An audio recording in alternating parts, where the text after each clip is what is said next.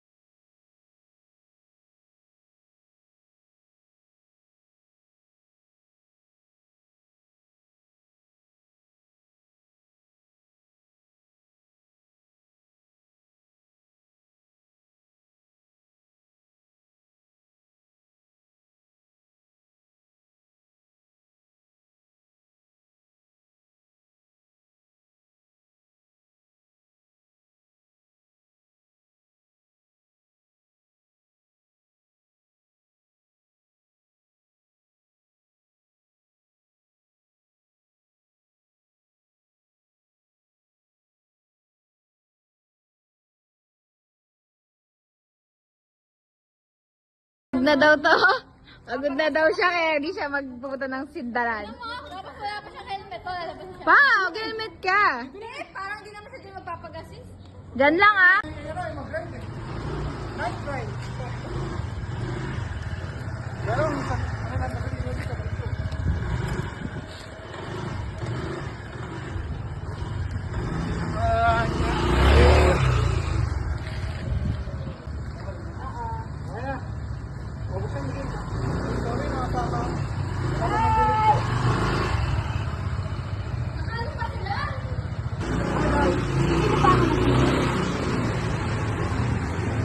Ito na, ADB 160 Road Sync 2026. Malalabas lang natin to kahapon. Ayan, hindi ko agad na i-video kasi nga meron tayong unang lakad natin ganap. So ito na siya. Ayan, i-reviewin natin siya. Ayan o. Maliban dun sa bago niya, halos konti lang naman ang nabago dun sa sa ADB 160 na last model niya. Ito katulad nito. Yan, ito yung switch. Ito yung horn. Napunta rito tapos lumiit. Hindi na siya kasing laki ng dati. Ito malaki ito eh. Yung sa hazard. Ngayon nandito na rin yung kanyang toggle switch na dati na nandito sa dito, malapit dito sa TFC panel. Ayan. Tapos yung TFC panel niya 5 inch na yan. Ganda yan. Laki. Tapos may road sync na. Ayan. Yun lang naman halos ang pinagkaiba. Tapos yung torque niya ay yung kanyang traction control dito na rin. Hindi ka nahihinto para iset yung toggle switch dati dito. May toggle switch dito yun. Tapos nagiging problema yun pag nababasa sa ulan. Eh siyempre yung toggle switch kumisan nag-leak kaya yun sisira yung rubber. Naapektuhan yung mekanismo. So ayan. Yun halos ganun lang din. Tapos ang kagandahan nito, dalawa lang ang kulay nito. Isang quartz metallic brown at isang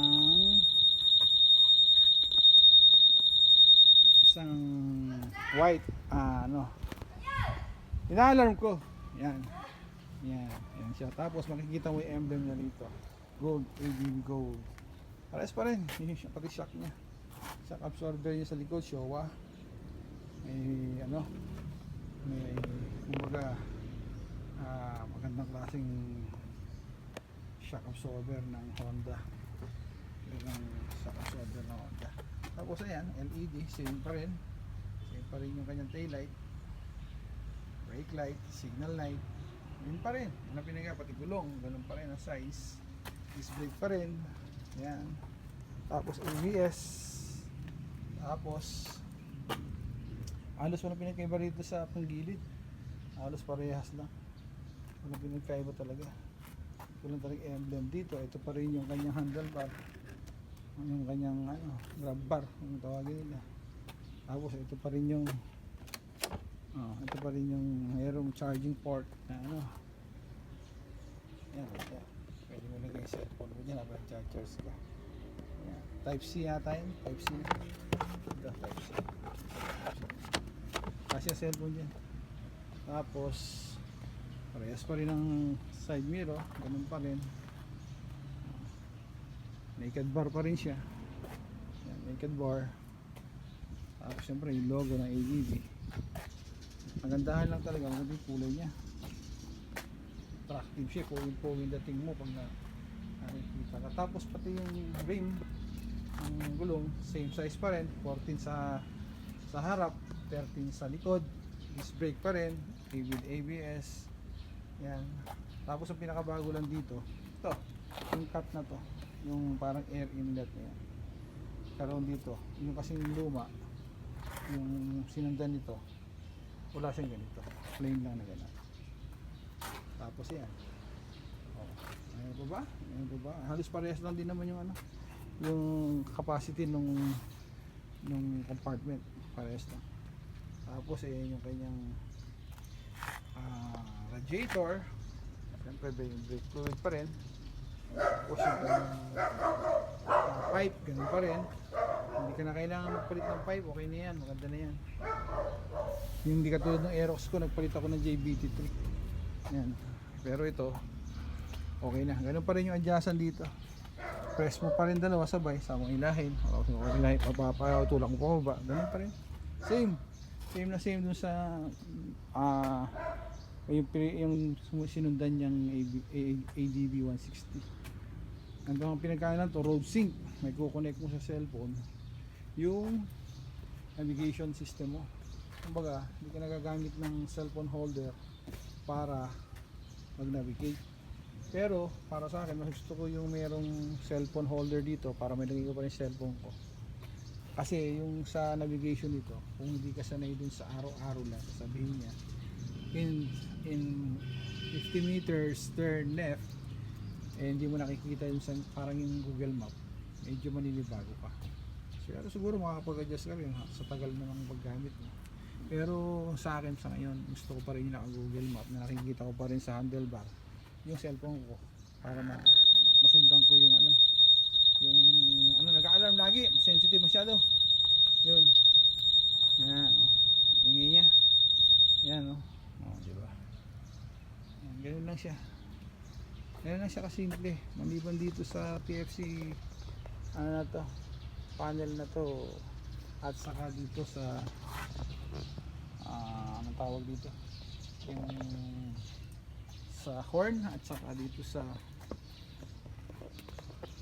yan, ito yung traction control and yan, lagay traction control, tapos yung horn, lumit yung horn.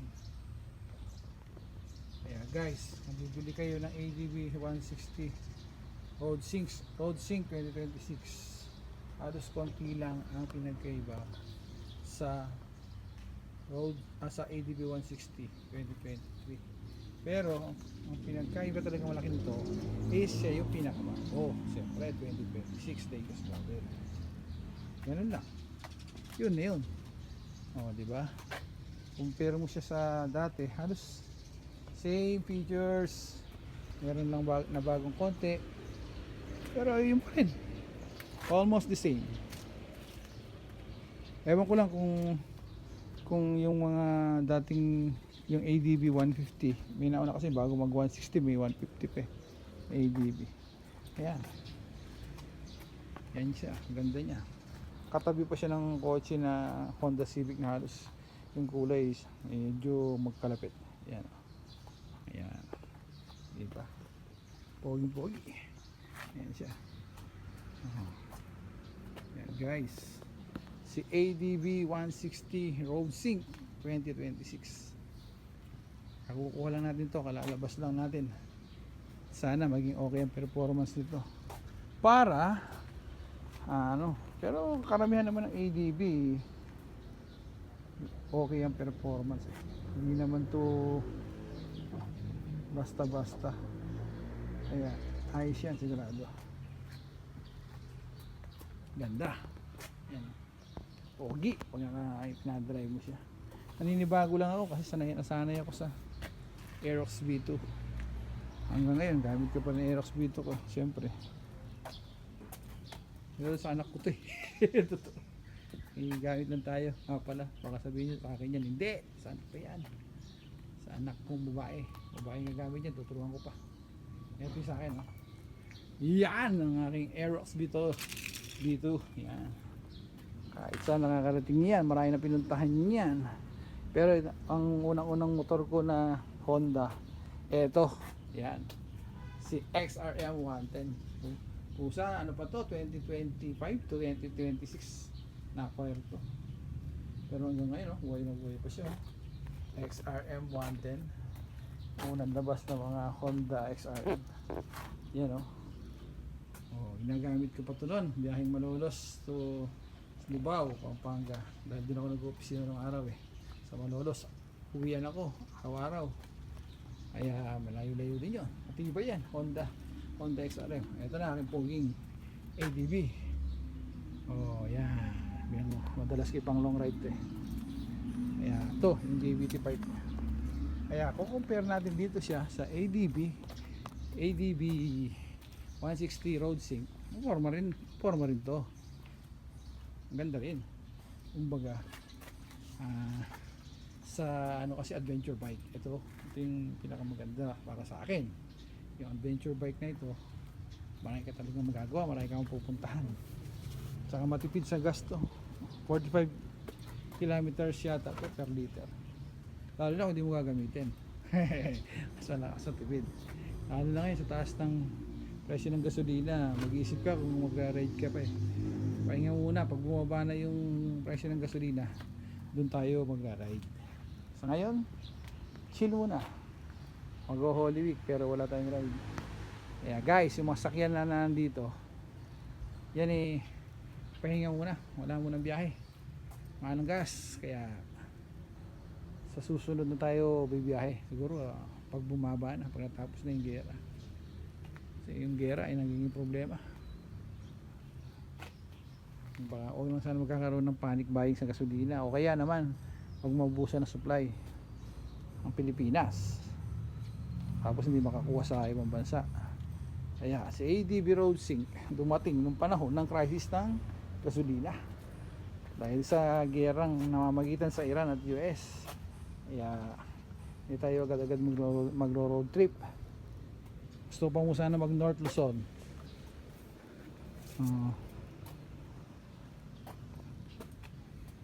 Mag-North Luzon loop sana ako sa gamit to eh. Rami ko sa anak ko. Inuulit ko, hindi sa akin to, sa anak ko to. Baka sabihin nyo nagyayabang ako, hindi naman. Sasabi lang ito to. Yan na guys. Diba? Ganda. Nakakapogi pag sumakay ka. Parang pag ko, pogi ko eh. Joke lang. Pero dati na ako pogi. Yan guys diba? Woo! Anyways, andito na yan. Gagamitin natin na maayos yan. Kailangan bago ko let go sana ko ng i-drive niya to sa trabaho, siguraduhin kong sanay na siya. Yan. Tinuruan ko na siya sa XRM eh. Pero iba tong ADB. Medyo mataas, medyo may galit yung arangkada. Kaya baka mabigla.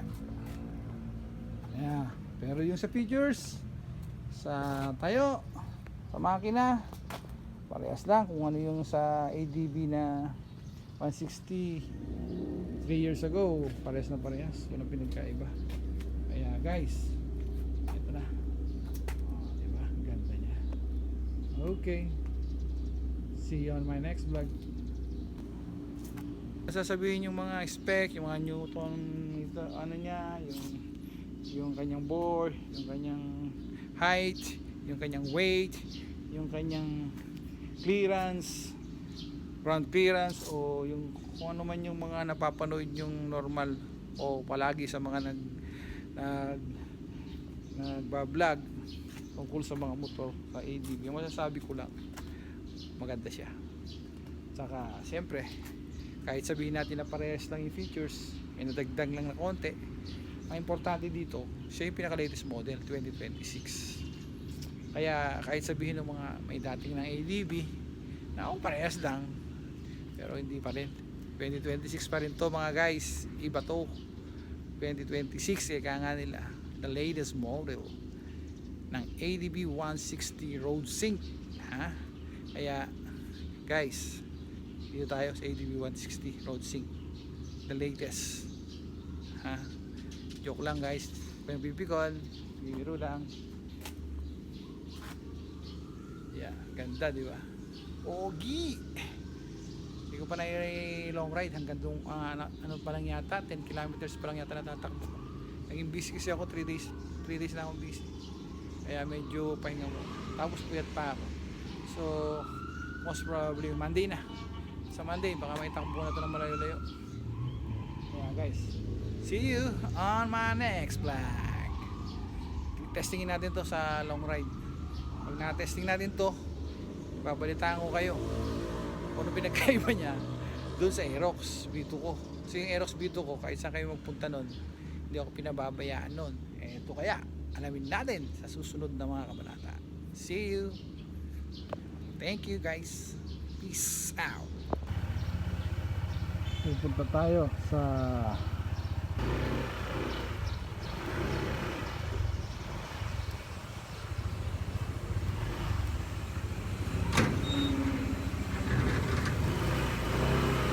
Hindi pa na naka-on yung mga ano natin eh.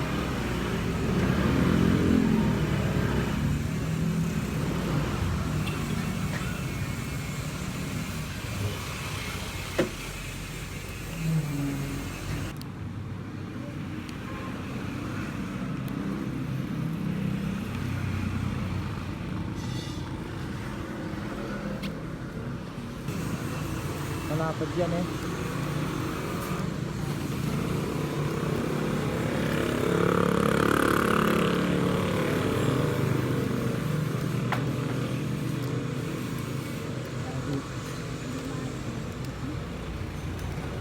Ay! Pati sa bungan eh ma.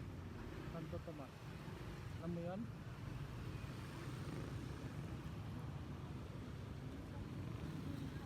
Kaya nga sa loob daw. Pag labas ng ginugutuhan natin yung goto malapit mo. Sa right side daw eh. Sabi ni Kurt eh.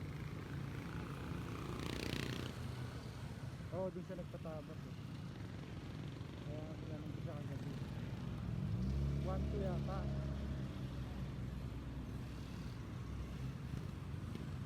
Kasi pag pinatabas natin, makukuha natin yung natin seat height, diba? Para kay JJ.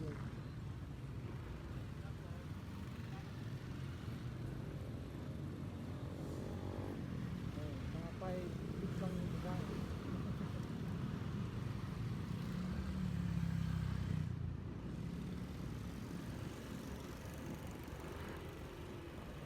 Dapat ka sa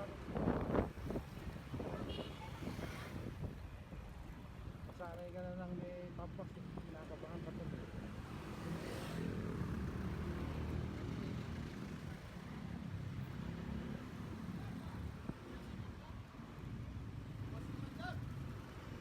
Saan pa sa tip mo? Wala ko lang.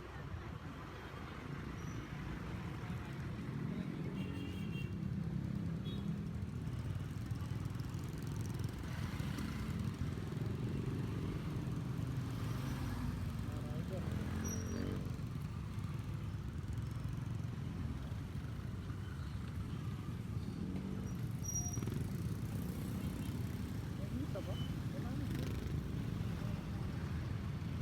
Wala yan. Hanggang bukas pa yun no?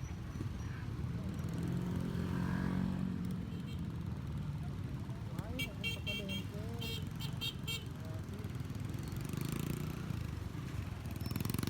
Bukas ba yung shop natin? Bukas. Ay ma, basta makabulat yan eh.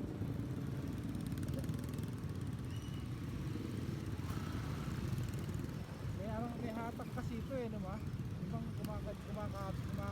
parang umaangat siya pag yung umahatak. Kaya parang nangibayo ka.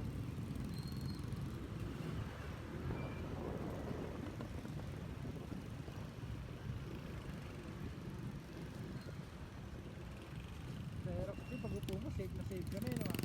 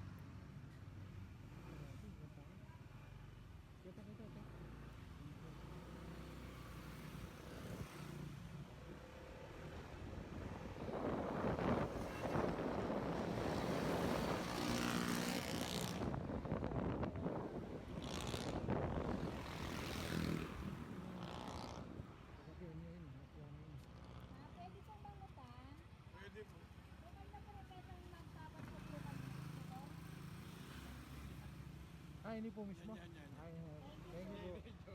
Thank you, ma. Bakit ang kanina? Ay, ito na. Upholstery pala eh.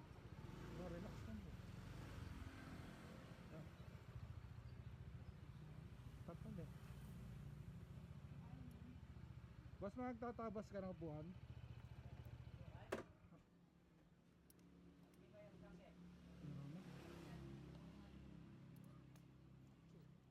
Asan na eh?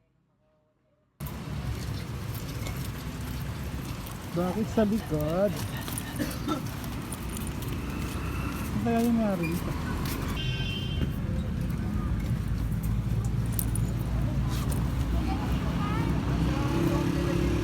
Sabi niya.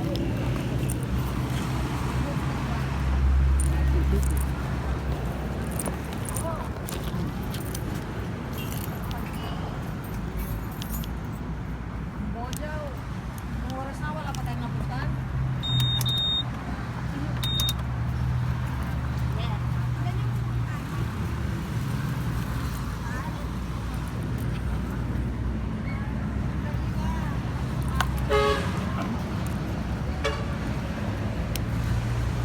Sakay na.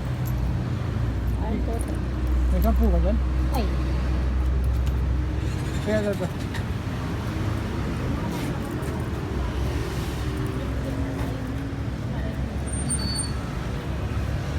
Oo, bibili ko sa stand. Bibili ko talaga yun. Bibili ko kay Jay, bibili. Para sure din. Ha? Para safety ne. Ano ko? Bang, susipay na ko. Mga 5 piso lang to. Kailangan ko rin. Let's go.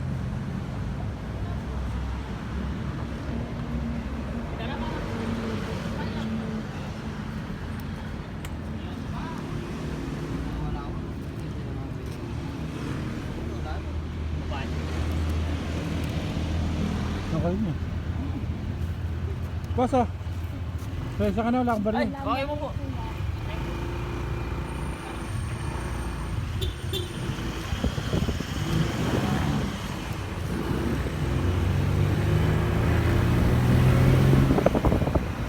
Ano kakain oh. Biglang liko.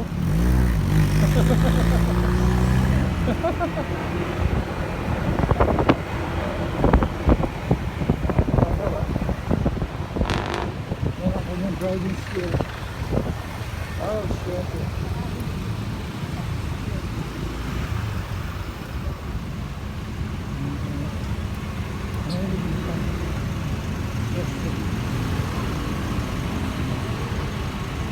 Kakamping nga tayo ng kasama.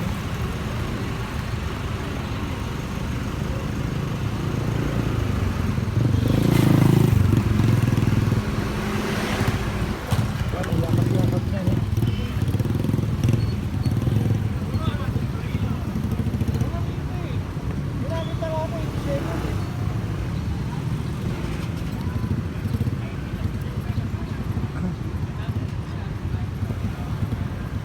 Ano pa-flat na yung pako, ma? Ayun, ito yun.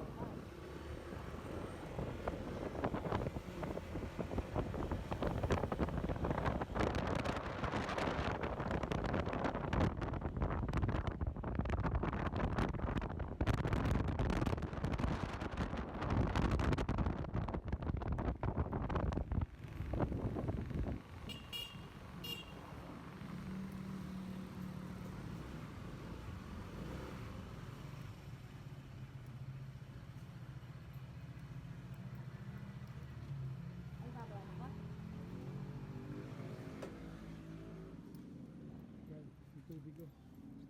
Ayun yan, hindi ko lang. Wala tayo. Ayan, saan natin si ADB 160 Road Sync. Si Brown Perlman Brown Portland. Ito guys, sa ito lang. Polanco. Diba?